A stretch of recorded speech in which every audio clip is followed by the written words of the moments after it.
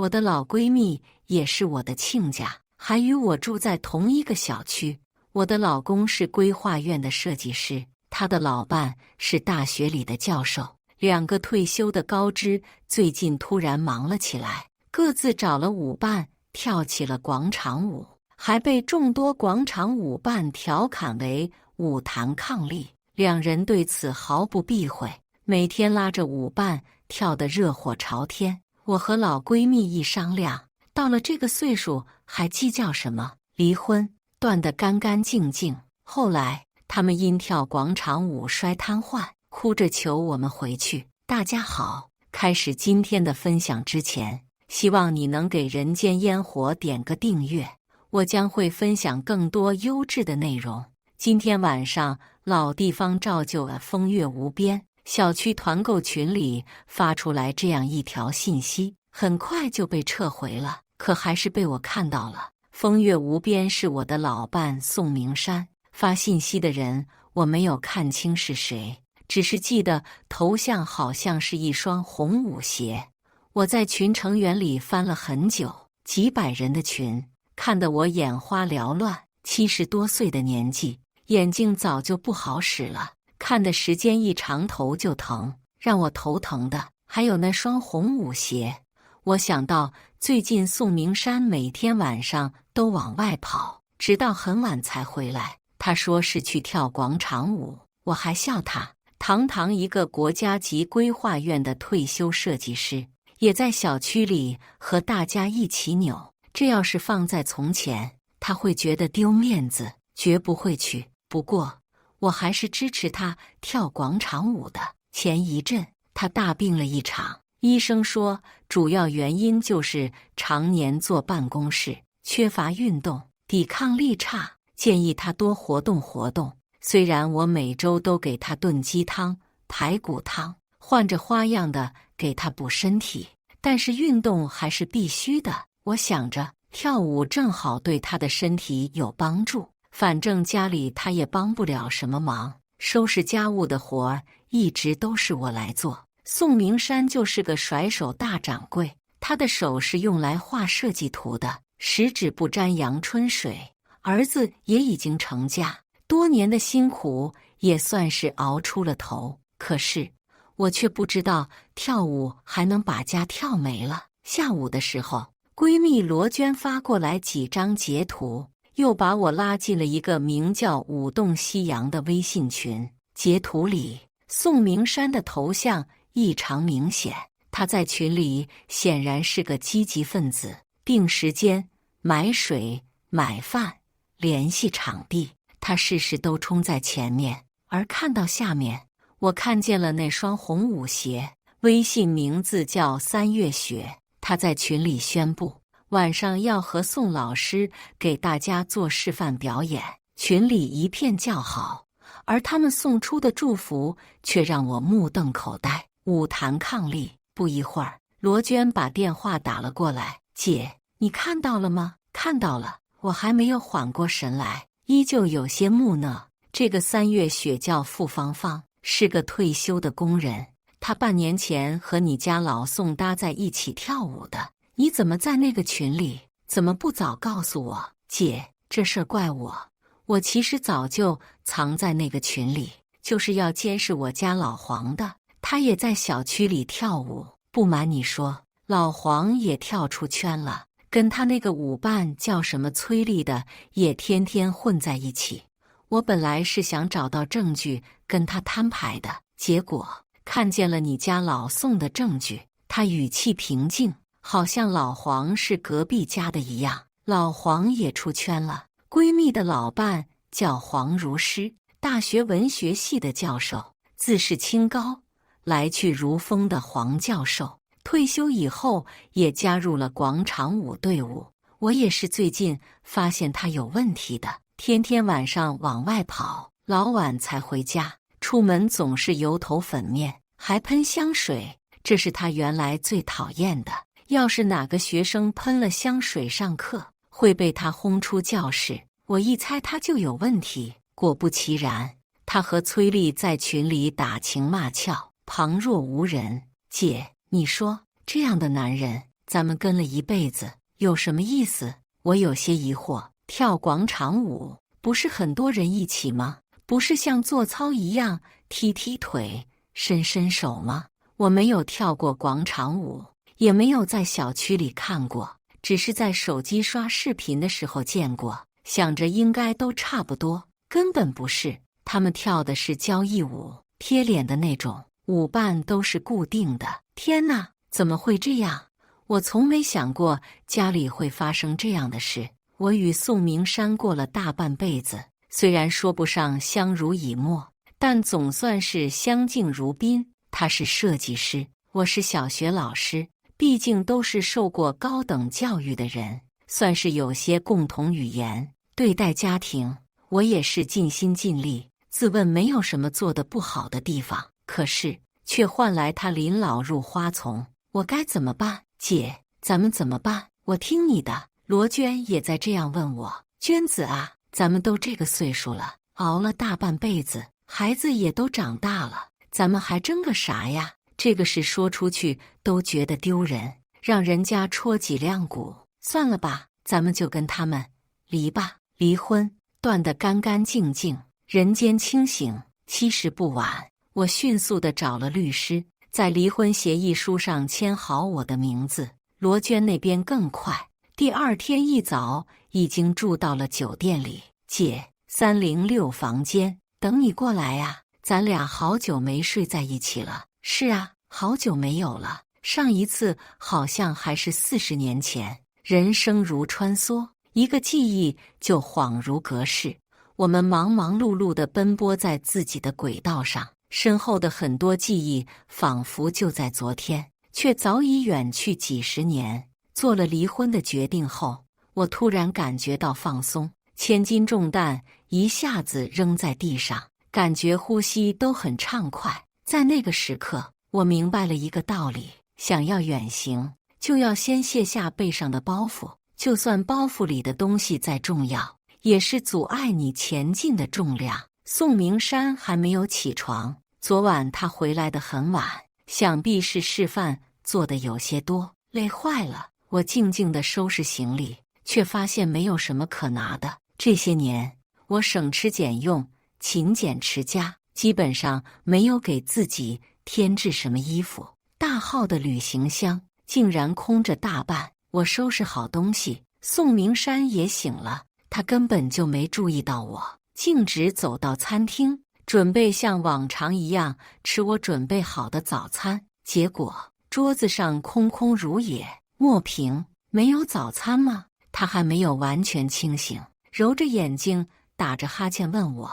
没有，我淡淡的答道。哦，那就中午再说吧，我去再睡。他没有恼怒，准备再去睡觉，一回头却看到了拎着行李站在门口的我，他一脸惊讶，顿时清醒了大半。莫平，你要出门吗？我看着他，面无表情。出什么事了？他仍旧一脸无辜，想不到我能看到他们的聊天。我没有说话，把截图发给他。他看过以后脸色大变，却依然理直气壮。就因为这，莫平，你太杯弓蛇影了吧？老张他们是开玩笑，随便瞎说的，你怎么能当真？随便瞎说，你却很受用啊！伉俪，我恨恨地说，你这是捕风捉影。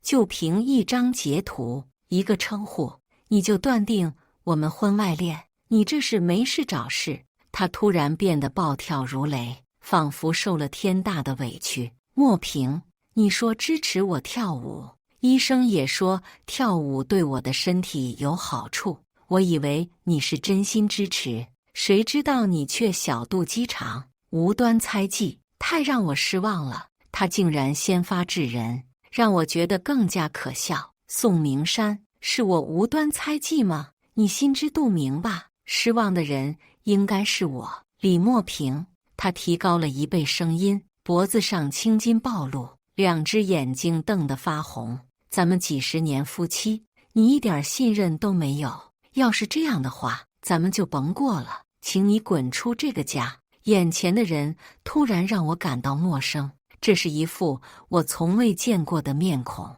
也许这才是真面孔吧。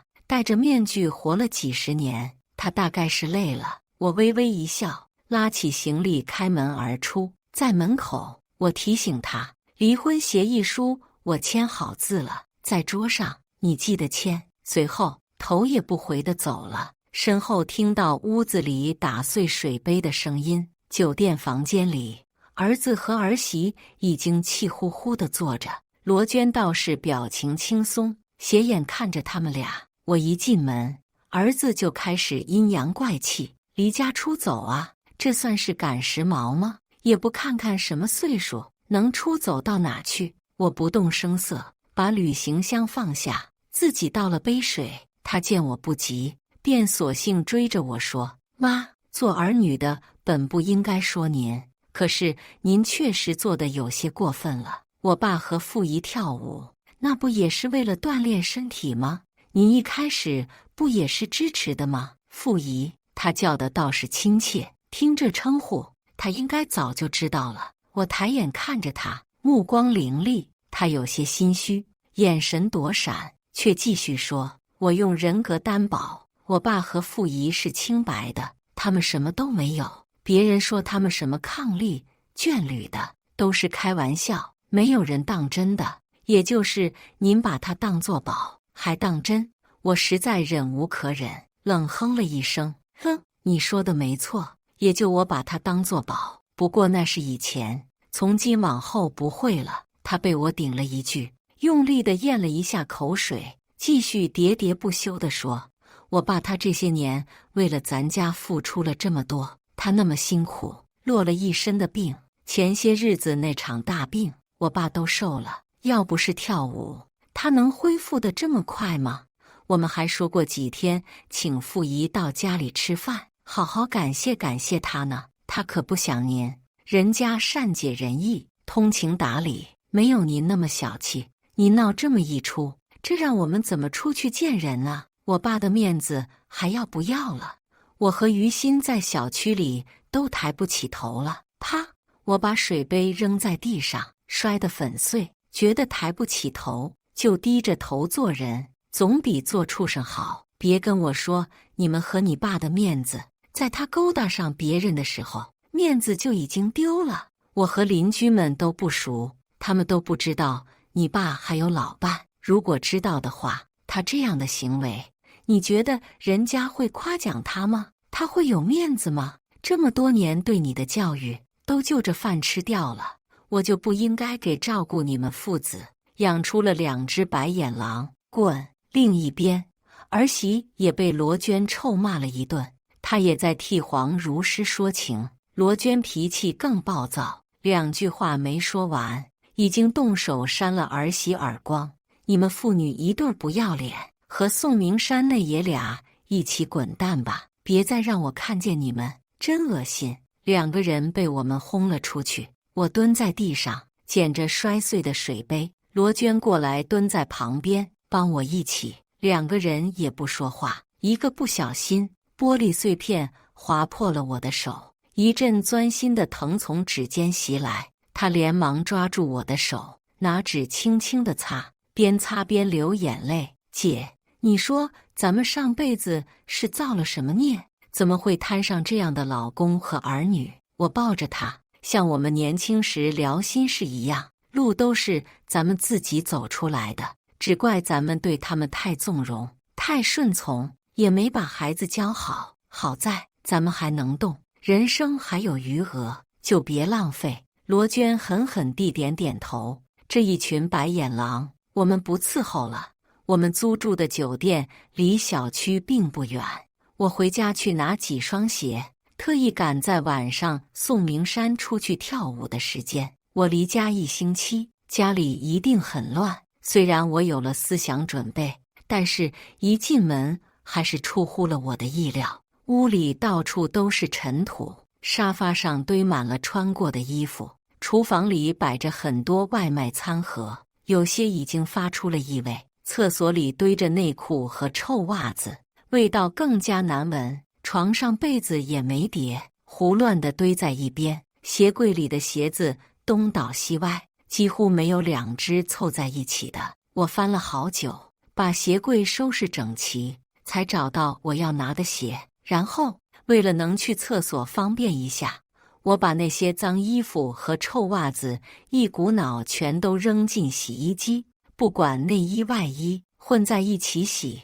厨房的外卖盒已经开始飞苍蝇了，我实在看不下去，拎出去扔掉。都弄完之后，我拿着我的鞋子走出家门。仅仅1个星期，我精心呵护的家就变成了这副样子，实在是让人伤心。不过，我对自己说，这与我已经没有关系了，让宋明山去享受吧。时间已经是晚上9点，往常这个时间我都是在家里收拾屋子，从没有出来过。小区广场上跳舞的音乐声音很大，夹杂着人们欢呼叫好的声音。我本不想看，但是回去的路必须经过那里，而且好巧不巧的，在我路过的时候，正看到宋明山和一个女人搂在一起跳舞，他们的脸紧紧地贴在一起，身子也抱在一起。宋明山的右手压在女人的腰上，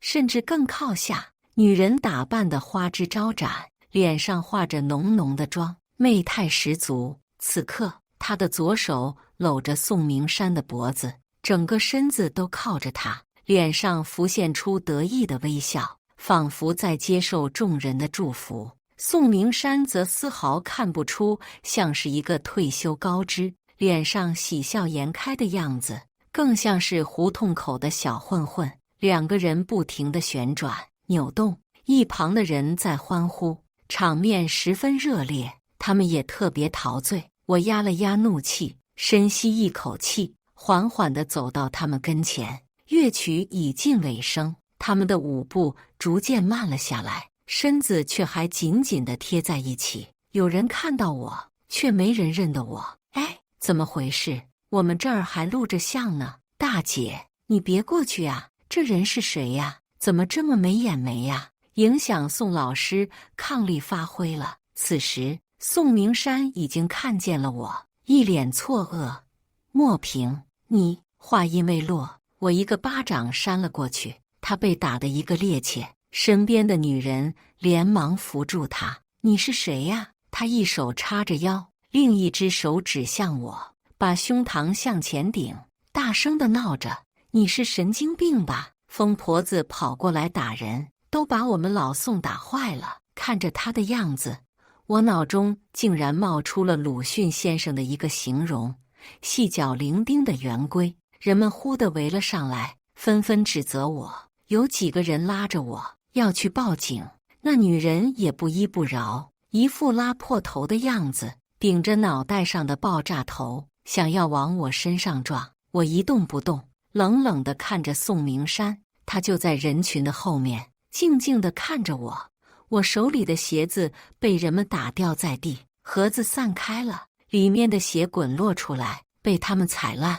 那是我最喜欢的一双鞋，也是宋明山唯一送过的生日礼物。看着鞋子被踢来踢去，我的心就像被一只大手捏着一样，疼且难以呼吸。滚开！你们都滚开！是罗娟，她不放心我，跟着过来看看。幸好是她，一顿冲撞，把人群撞开，挡在我身前。你们知道她是谁吗？你们都是混蛋，助纣为虐！他大声地喊着：我们管他是谁，打宋老师就不行，欺负傅老师我们就不答应。对对，他们群情激昂，就像要公开处决犯人一样。她就是你们宋老师的妻子，你们难道要帮那个第三者吗？此话一出，人群顿时安静，接着是小声的骚动。傅芳芳脸色一变，立即退到了人群后面。大家不再闹，都侧脸看着宋明山，我也看着他，看他如何解释这一切。等了很久，他也不作声。人们觉得没趣，纷纷散去，就连傅芳芳也混在人群中逃了。宋明山慢慢抬起头，缓缓地说出一句话：莫平，这下你满意了吧？我差一点笑出来，他竟然是这样想的。算了，与他多说一句话都是耽误时间，浪费生命。我拉着罗娟离开，经过她的身边，罗娟狠狠地啐了一口。第二天，宋明山发来信息，他看到家里被我收拾了，就觉得我是回心转意，所以信息里说：莫平，昨晚的事我不同你计较了，谁都有犯错的时候，你别太自责了。今天晚上就回家吧，咱们让不愉快都过去。我想吃你做的糖醋鱼了，回来的时候买条大的。看着他的信息，我真是哭笑不得，是不是我多年的照顾把他的脑子惯坏了？他难道真的一点儿也不知道出了什么问题吗？他难道依然还在做着破镜重圆、阖家欢乐的美梦吗？我只回复了一个字：呸！过了1周，儿子送来了离婚协议书，宋明山签了名。他应该是恨我到了极点吧。儿子把装着协议书的信封狠狠地摔在桌上，愤怒地叫嚣：你就做吧，咱们家都让你给毁了，你岁数越来越大了，以后看谁给你养老。我看着他笑个不停，儿啊，亏着你还上过大学。我是和宋明山离婚，不是和你断绝关系，法律上你还是我的儿子，赡养父母是你的责任，不给我养老，咱就法院见，滚吧！他微微一怔，不再说话，摔门而去。一转眼，我们在酒店住了1个月。虽然每天要付房费，但是我和罗娟的退休金还是足够的。而且搬出来以后，我不用再给家里买任何东西，也不用老是想着挤出点钱贴补儿子，手里比原来宽裕很多。倒是黄如诗率先扛不住了，他一连好几天给罗娟打来电话，家里就快没米下锅了。黄如诗是个大手大脚的人，日常的开销全都是让罗娟来，他自己从不存钱，每个月的退休金全都花光。要不是罗娟精打细算的存钱，他们早就过不下去了。可是如今，罗娟离家出走，也带走了家里的存款。黄如诗坐吃山空，家里已经米缸见底了。这几天他都是跟着于心吃饭，可是终归是姑爷的脸色难看。黄如诗不愿意寄人篱下，所以求着罗娟回家，只是对于跳舞的事却只字不提，不知悔改。罗娟铁了心，既然决定了，就不再回头。宋明山这边倒是平静，舞动西洋微信群里他不再活跃，换了另一个人联络大家。跳舞报名接龙他倒是也参加，只是没有人再提起他和傅芳芳。我和罗娟也不想再管他们，怎样都好，别和我们再有瓜葛就好。放松了心情，我与罗娟盘算着做点什么。恰好我们都喜欢看短视频，就想着那些视频我们也能拍。我做饭拿手，炒得一手好菜，于是我们就决定做个美食的短视频达人。我负责做菜，他负责拍和吃，找到了生活的乐趣。我们俩的日子过得更加充实，仿佛又回到了年轻的时候，整天嘻嘻哈哈的，有着聊不完的话题。就这样，我们感觉一天比一天年轻。宋明山和黄如诗就好像我们的上辈子一样，离我们越来越远。3个月以后，傅芳芳在舞动夕阳里冷不丁地发出一条消息：我与宋老师正式登记结婚，下周2中午在酒楼设宴，欢迎大家光临。一条无声无息的消息，没有人回应，就连罗娟看见了都没有骂。对于宋明山，我已经无感了。说来也怪，几10年的感情竟然在短短的几个月里消磨殆尽。究竟是我们的感情脆弱不堪，还是原本就是建立在虚无上的幻想？他们结婚以后，儿子倒是很高兴，每天给我发照片和信息，仿佛在示威一样。傅姨今天搬过来住了，家里比原来还干净，傅姨做饭可好吃了，红烧鱼特别香。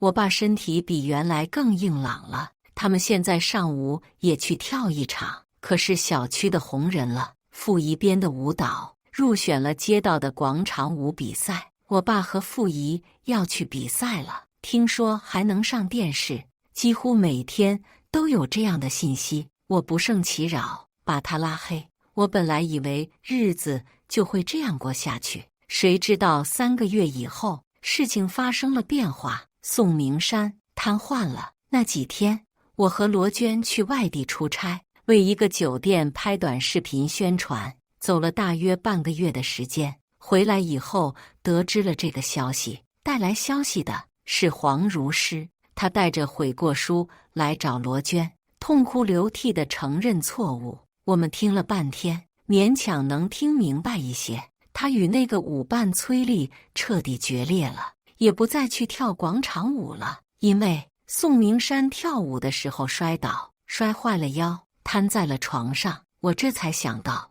我们刚走的那几天，宋明山和儿子儿媳一直给我打电话，我因为忙着准备拍摄，没有理会。现在想来，可能就是那个时候发生的事吧。你们不知道啊，老宋现在可惨了，一个人瘫在家里，孤孤零零的，也没人管。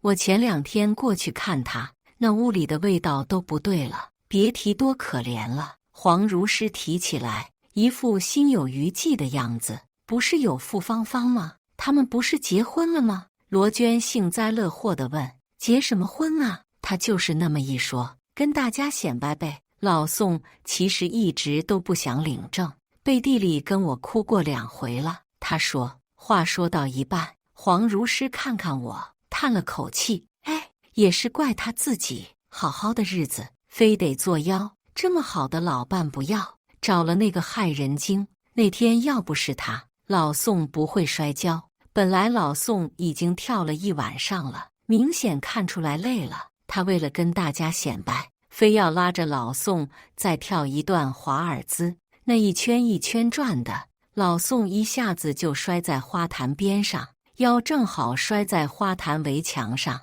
当时就动不了了。可是那傅芳芳一听说老宋以后都起不来了，立马就像变了个人一样，面儿都不见了。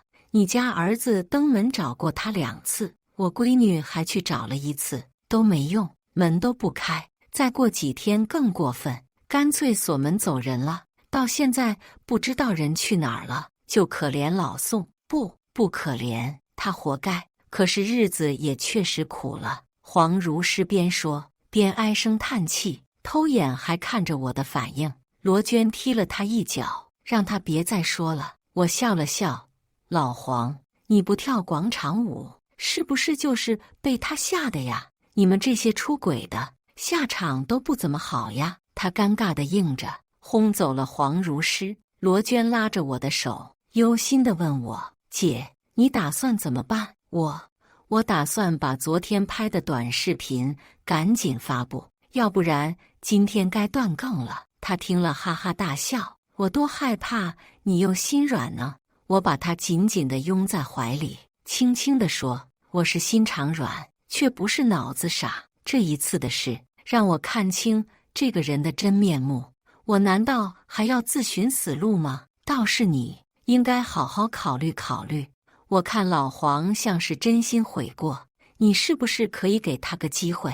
他听了使劲地摇头：姐，你跟你家老宋分得干净，我也不会跟他拖泥带水。咱姐俩现在这样挺好，我觉得就像是重活一次。过去那个破日子，我再也不要回头了。是啊，人生其实有多重可能，我们曾经就是太执着其中之一，把其他的精彩全都错过了，甚至差一点就永远的错过了。如今，我们就像是飞越了层层的乌云，冲到了云霄之上，见过了乌云上面的璀璨阳光，谁又愿意重新回到乌云中呢？随着我们的短视频受到欢迎，我们成了一个小网红，慢慢的接到了更多的宣传合作。很快，我们又要奔赴下一个城市，去给酒店拍短视频。在出发的前一刻，儿子儿媳来了，我们在酒店的门口遇到，就在大堂里聊几句。妈，您别生气了，我和爸都知道错了。他这话一出口，罗娟大声地哼了一声，给了他一个狠狠的白眼。儿子尴尬地顿了顿，继续求我：“妈，我爸的事您应该都知道了，他现在没人照顾，太可怜了，下半身一点知觉都没有，每天只能躺在床上，大小便都得在床上解决。我单位忙，没有时间整天照顾他，请保姆我又不放心，怕他被人虐待，所以他期待地看着我。你应该去找你父姨，他善解人意，他通情达理。”我没有看他，手里正在认真地回复粉丝的留言。妈，您才是我亲妈，才是我爸的老伴啊。这个时候想起来说我才是亲妈，我才是宋明山的老伴，真是个孝顺的儿子。我放下手机，冷冷地对他说：“我跟他已经离婚了，法律承认的，我们的关系是前夫。哪天有时间，你也和我办个手续，解除母子关系。这样在法律上咱们也就没关系了。你不是关心谁给我养老吗？反正也不用你了，你该放心了吧？”他一愣，连忙摆手：“妈，我不是这个意思，咱们血浓于水，我是您生的，您永远是我亲妈，到什么时候我也不会不管您的。不好意思，你说反了，是我不管你了。”我站起身，拉上旅行箱：“你是成年人了，不要像小孩子一样说话拉抽屉，我也上了年纪，没有时间和精力陪你们折腾了，咱们就这样吧。”说完，我头也不回地坐上出租车，和罗娟一起直奔机场。车上，罗娟问我：“一点都不后悔吗？”我说：“后悔，很后悔，后悔当初嫁给他。认识他的时候，他是清北的高材生，我羡慕不已。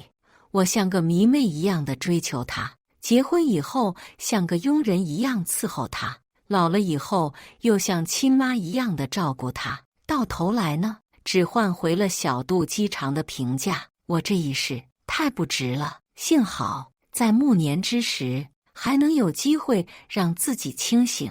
我其实应该感谢他和傅芳芳的，是他们让我清醒的，也是他们让我自由，让我有勇气追求自己的生活，真正实现自己的价值。后来我们的短视频越做越好，有外地的大型 MCN 邀请我们加入，于是我和罗娟到那个城市定居，与宋明山和黄如诗彻底断了联系。他们的消息我们不再关心，也不再过问，只是偶尔有网友会给我们留言。往事如烟，恍如昨日，一时的冲动换来一世的悔恨。直到现在我才明白，等待是一生最初的苍老。想念你如花的容颜，想念你温柔的声线，想念你做给我的糖醋鱼。罗娟看了这些留言，如坠云里雾里，怎么像歌词一样还塞上诗了呢？咱那是做八珍豆腐的短视频，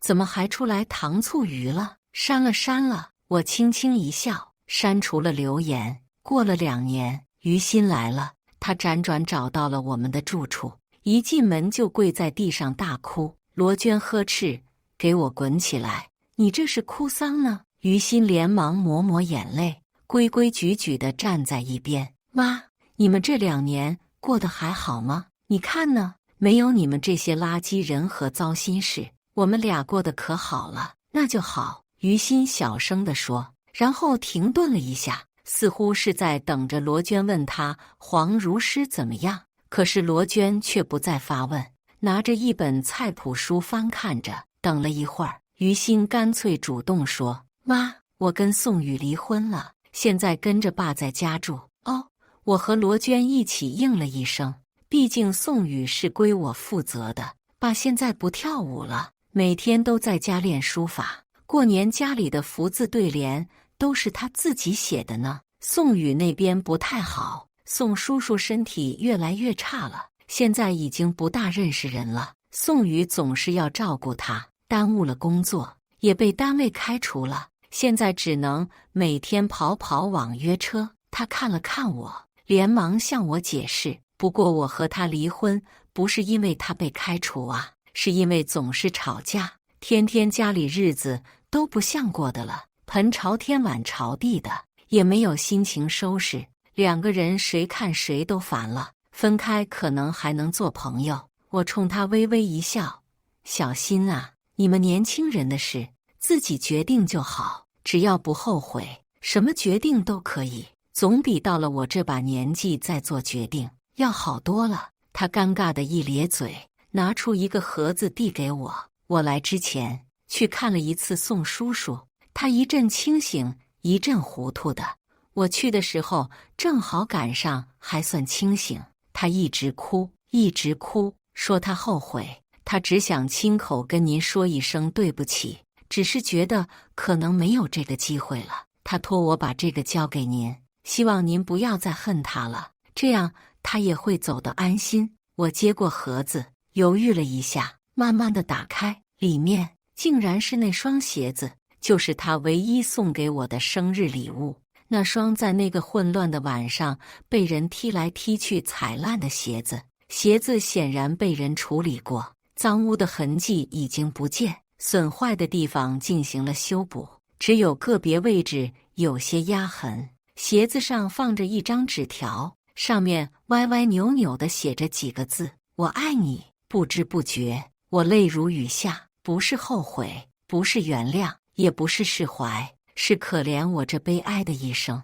我用尽一生的心血，辛苦浇筑这个家，却被人轻易捣毁；而我终其一生想要赢得的真心，却被人轻易拿走。最终，一辈子都渴望听到的话，却在我不在乎的时候说给我听。